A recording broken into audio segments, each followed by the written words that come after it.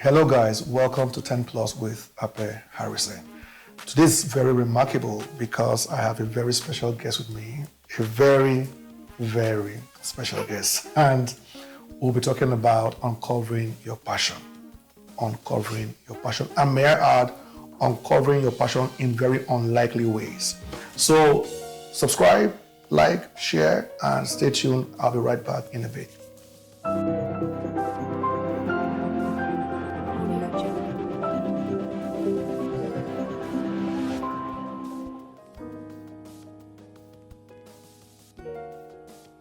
Hello guys, welcome to Tenplus, and today I have my very lovely wife with me, the one and only, the first and the only lady, Mrs. Jasmine Winifred Harrison. Welcome, babe. Thank you. Babe. How are you? I'm good. How are you? I'm very well. How are the children? Yeah, fine. Okay. How are the children? Yeah, good.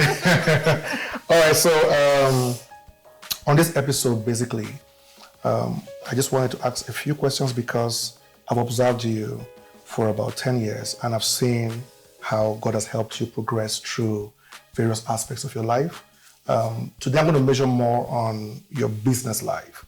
All right? You are a trained microbiologist. Yes. Okay, so what I want us to start with is why microbiology? I mean, I know you studied microbiology. Why did you go for microbiology? Was that your initial desire? And if yes, why? You know, so but why microbiology? Okay, so all my life, growing up, I always wanted to be a doctor. When they ask, the cliche answer is, I want to be a doctor. Everybody wanted to be a doctor, a lawyer or something. I wanted to be a doctor and I was very serious about it. But having written JAMB about 3-4 times, I was not getting through. Jammed you. Jammed me and kicked me out. Yeah. And I wasn't getting because, my state of origin was Edo State, so the cutoff point was really, really high. And so I wasn't able to get into ABU. And so somehow I got admission into KEFI, Nassau State University, to study microbiology. And I was like, okay, it's the closest best thing to medicine. So I took the opportunity and I just went for it. It wasn't something I wanted. What I wanted wasn't available. So what was available became what I wanted. So did you ever practice microbiology after school? Of course I did. I practiced it for about 3 years after school. I did it dedicatedly because I saw the effect it was having around with patients and helping doctors get their job done. And, I began to see how important the lab was to the hospital. Okay, so I know that you are the CEO and the boss of the Jasmine Harrison brand. Yes. And for those of you who don't know, it's a brand that specializes on beauty, hair, nails, makeup, and they do a lot of natural hair. So how did a microbiologist migrate into the beauty industry? I mean, how did that happen? I think, first of all, what I wanted changed. I wanted to be there for my children, so I knew the typical 9 to 5 of working in the lab wasn't going to be ideal for me. That was number one. And then number two, I wasn't just finding fulfillment in the lab, culturing samples every day. It wasn't what I wanted to do. I wanted something more. And then I also had a need of making my hair. Usually I would even relax. When I was relaxed, I would apply the relaxer by myself at home or put in a weave on. But it didn't become so serious until I traveled out of the country. And then there was no way I could get my hair done for a pretty decent price. So knowing that, I cut off my hair and started all over. I know I had a nervous breakdown and I cut my hair off. And then in that process, I started learning about my hair and enjoying the process. I started learning about my nails and enjoying the process. And all of that just evolved into what it is today. Okay, so you traveled out of the country? Yes. And you couldn't get, an ideal place to make your hair. Yes. Precisely the US, I believe. Yes. And it wasn't very easy to get your hair done. And in the US, even if you do get someone to do your hair, simple braiding, this was about 5-6 years ago, was going to cost you like $100 or more. True. That's very strange for a Nigerian, because in Nigeria here, you do your hair for, let's say, $5K. Yes. And then now you have to pay like $100 or more, which is basically like $40,000, $50,000, so it wasn't going to sit well. No. Yeah, because it wasn't sitting well. Exactly. We're not billionaires' children. So we're not going to be paying like $100K to braid our hair. Exactly. Okay, so basically, it was out of necessity. True. That you had to transition from a relaxed hair. And for the men who are wondering, when she said that I'm not relaxed, it doesn't mean she's not a relaxed person. No. It just simply means that she stopped using relaxers on my hair. I stopped using chemicals on my hair. Went purely natural. Yeah. So you had to do that because that was the most sustainable way to keep a healthy hair while you were out of the country. Yes. And so how did that become a business? You just told us how you transitioned from relaxed to natural hair. Yeah. But how did that basically turn into a business? Yeah, when I came back, I was always fiddling with my hair and then watching a lot of videos on how to make nails and how to do hair and, And then one day, my husband was passing, right? My husband? This one, right? Yes, you another one. So you were passing behind me. I don't know whether you remember that scenario. Yeah, you were walking behind the chair, the couch, and I was watching a video, and you turned and said, "You've been watching these videos back to back. Isn't it about time you turn this thing into something that would make you some money? If you're that interested in it, then go for formal training and get something done." And then that was when I started considering the possibility of even what I liked becoming something that would make me some money. And then I went for the nail training at first. I didn't even go for hair training first. I went for nail training first, learned how to do nails. And then after which I learned how to do hair, treat hair, went for formal, several, trainings on how to make hair. And then one thing led to another, and then we opened the business. Yeah, because I know that for several months when we came back from that trip, you were always on your phone watching videos on hair. I'm an architect, and, to be honest, I don't think that I was that consistent in learning, watching videos on any platform whatsoever on architecture like you did on hair, and it was kind of interesting to see you do that, because it's okay to transition from relaxed hair to natural hair. But I saw that you were very consistent in trying to learn more about hair. And that's why we had a conversation the day that, I brought it up. Why won't you just turn this into a business? Why won't you just have your own salon and do something very, very remarkable? And it's been about 5 years Almost now. 5 years. Right? And I think that you have amazing clientele. It's become a very successful brand. By God's grace, you are one of the biggest natural hair salons in the whole of the FCT. And you've got over 50,000 followers on Instagram. Yes. So, that's a lot of achievements, in a very short time. Yeah. So you don't go anywhere, because I'm listening to all of these things, first of all, to promote my wife, clearly, all right? But also to let you know how well she has succeeded in something that was born out of necessity. Yeah. So don't go anywhere. Stay tuned. We'll be right back and we'll continue this conversation. See ya.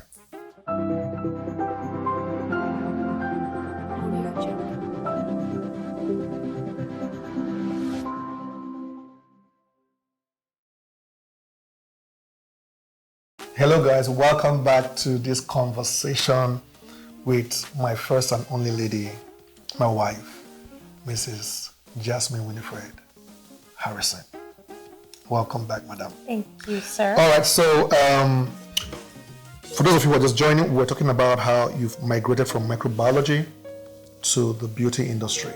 So for some people, they could have studied microbiology, for which they were probably passionate about, and then out of necessity, start a business. Like you began this whole industry, this whole brand out of necessity.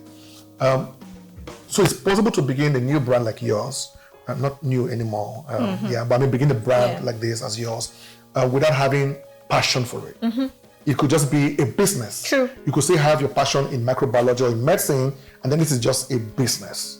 All right. So I want to ask, is this just a business, or is this something you've become passionate about? No, I'm extremely passionate about hair. I'm extremely passionate about beauty, healthy beauty. It's not just beauty for me. It's about healthy beauty, because there are a lot of things that we're doing that people do that are detrimental to their skin, their hair, their nails. And why I went into this was because I am passionate about getting it done in a healthy way.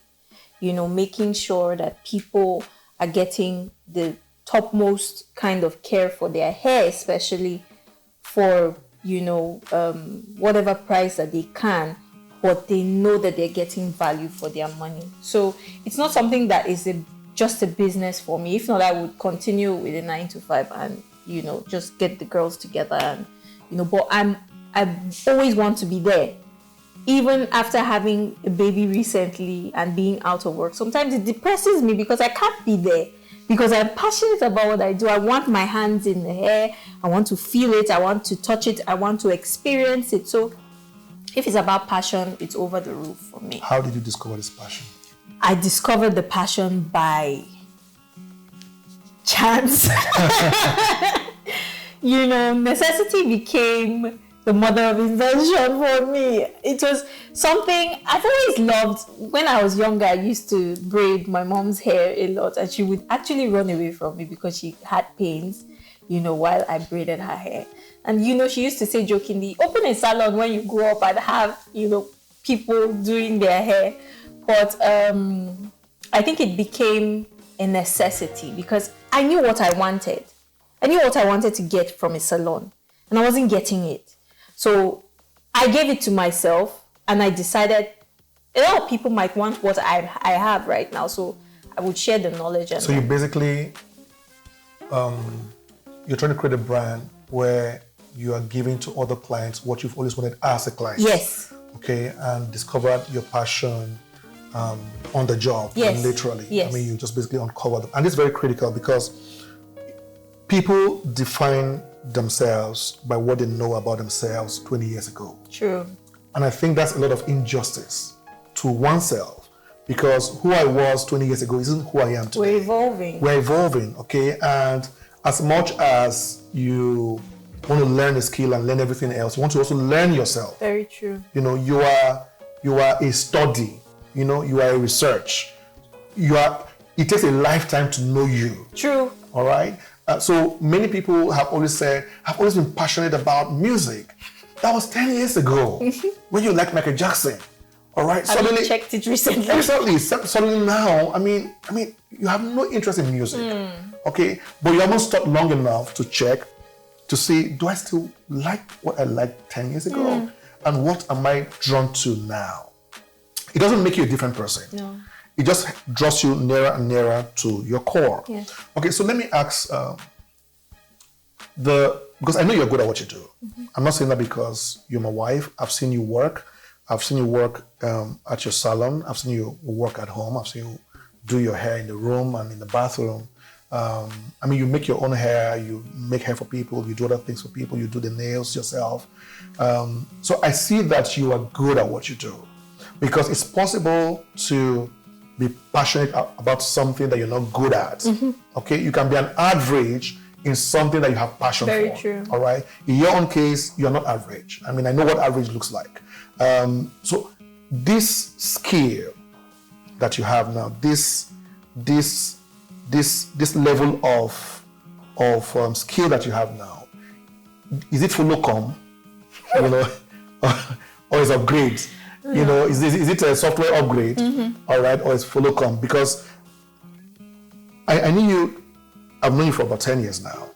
And when I met you about 10 years ago, more than 10 years ago, I didn't know you with this skill. Okay?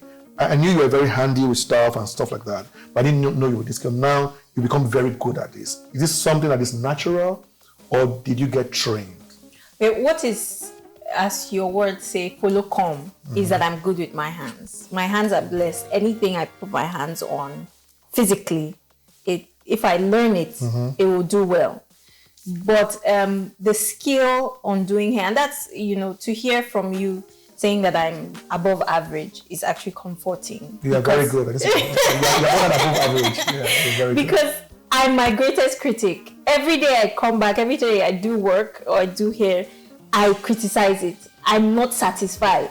And that, I think, is what makes people get better. The fact that you are never satisfied with where you are. You're content, but you know that there is more and you keep reaching out for more. So I still look out for trainings. I still look out for... So it's not... I had to learn most of the skills. I had to watch thousands of hours of videos. I had to pay lots of money, of which you are aware of, to go for this training. Sometimes there are trainings I did online and I tell you about it, that this is how much I want to pay for this training. And you're like, what do you think about it? Do you think it's going to be worth it? And that's all that matters. If it's going to be worth it, invest in it, because it's going to give you value for what you want to put your whole life into.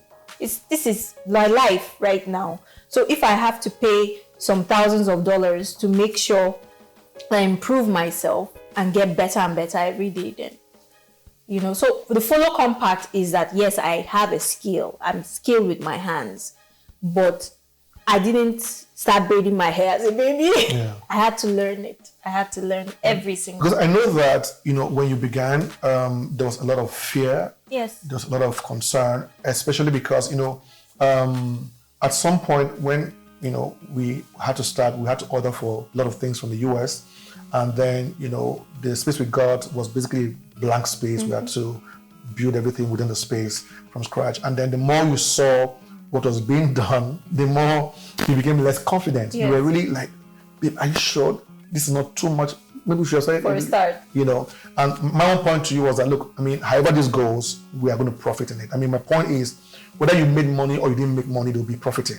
Because even the learning experience, and I saw that you were very passionate about it. So my thinking was that just doing this is profiting, even if we didn't make 1 naira from it, okay? But I knew that you had a lot of fear going into this business, and you even felt somewhat unqualified. Inadequate, okay? But today, from day one, when we began this brand, you weren't even sure the business could pay the salaries for the first 1 year, and then from day one till today, by God's mercies, you've always paid your salaries and you've made tremendous profit financially. So this is my question. How did a woman who felt so inadequate to begin such an enterprise become big successful?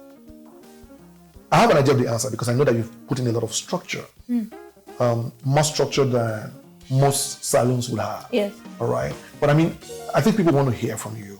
How did somebody who entered this business so afraid, so inadequate, build a structure, build a business this successful in about 4 or 5 years? First of all, I did it afraid. Yeah. I walked with that fear. I kept, I just kept at it, regardless of how afraid I was. And then number 2, I had counsel. I had good counsel. I had brilliant counsel from you to Madame Ikani. I had people around me that I could run to. I had Yellow CC, my mentors, KLS. They were there that I would call and ask, how can this thing work? And they would be there to give counsel. And then, as you said, put a lot of structures in place, trained these girls, poured myself into them. A lot of people that start businesses or know a trade don't want to train their people because they're afraid they will take away their market. I wasn't afraid of that. If they take it, no problem. But I knew that the danger will be worse if I don't train them than if I do. Imagine now when I was out of work for almost a year, trying to have a baby, imagine what would have happened if they were not trained, if I had not poured out myself into them. So I poured out myself into them. Some I lost, some stayed. And that is the bedrock of that business. The fact that we were able to have counsel, we were able to pray through the fear and just keep moving forward. A lot of things, even right now, there are a lot of things happening with diesel prices and, you know, people going through the motions on how prices have changed. But we keep moving forward and put things in place. When one person leaves, we replace. Yeah. When one structure seems to be shaky, we put our heads together and make sure I contact you for trainings. Come and help me talk to these girls. You send, you know, some of your architects, some of your best minds to come and talk to them and encourage them. So those things put in place, I think, has really helped the business grow as much as it has today. Lovely. So the time is running so fast. These guys are just giving us. Yeah. So my last question would be, if you could go back in time to study in school, would you do anything differently? I would. I was hoping you wouldn't have that question. I would, but it's misleading right now, you know, because the younger ones don't see what we see, sadly, and they would never be able to see that. You know, sometimes I see young people, I know what they're passionate at, but they want to go and study something in school. Sometimes their parents who yes, want to study and I can't do anything about it. If I had my way, I would go to beauty school. I would pour half of the money for my tuition, just half, into beauty school. And I know what I would be right now. I wouldn't be where I am right now, okay? I want to believe that I would be way forward. But I'm grateful for where I am. But I know that if I had my way, I wouldn't have spent that much time trying to get into medical school. I wouldn't have settled for microbiology. However, I would want to add that microbiology has actually helped me, even in what I'm doing right now, because it's health. It's still health-based. So there are a lot of preparations, there are a lot of concoctions I cook in my kitchen for hair that the basis came from biochemistry, it came from microbiology, if I didn't have that foreknowledge. So I think all in all things work together for good. Yeah. Okay. Mothers usually have alarms, so sorry. That's my wife's phone, it's not my phone. Okay, mothers have alarms. Yeah. So if I had my way, yes, I would do things a little different, but I have no regrets. It's been a joy to have this conversation with you, Mrs. Harrison. Thank you, babe. So this would be my closing thoughts, guys. Number one is that your passion can change. However strong the feel at the time, don't be afraid when you notice that your passion is changing. Number two is that passion is never enough. Sometimes you need to have skill in where you have passion. You may have the passion and still lack the skill. Very so true. Passion is not enough. You need to have skill. And then sometimes when you merge your passion with your skill and you try to build a brand or a business or a life, always try to make sure that you secure proper structure. Because the future of what you do is going to rely on the structure that you have built. Your passion and your skill will be the fuel. The structure will carry all of that into the future. It's been a joy to have you on this episode. We love you. God bless you. See you on the next one. Audio Jungle.